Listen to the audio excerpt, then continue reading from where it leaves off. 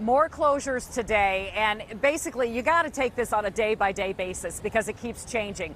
We have changed our location to give you a better idea of the scope of these closures. I'm now at 7th and D Streets in Southwest, so I'm on the other side of the mall from where I saw you earlier this morning. You can see the snowplow that we have across the roadway here, shutting down all of the traffic here on 7th Street. If we kind of push down the road, you can see that there's a second layer, a second closure a little bit further down in the next block. You can also see the entrance to the Stripes ticket area, gate number 5. That's where some people who have tickets and will be attending the festivities this weekend, that's where they will be entering. But we have massive road closures all around, not just the National Mall itself, but radiating beyond that on all sides. So the streets like 7th that kind of lead down to the National Mall area, even they are closed, and closed for blocks prior to actually getting down to the mall. So it is really, really difficult getting around here this morning. Keep that in mind. Some people are still working.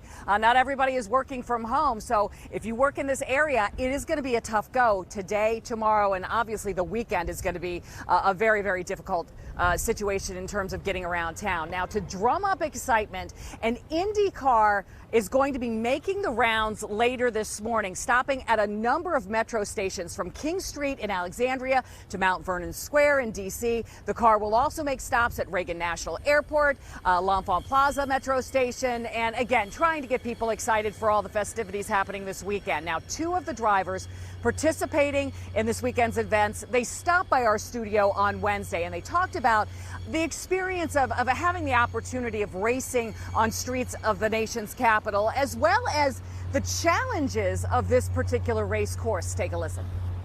I'm excited to be a part of history in this once-in-a-lifetime event.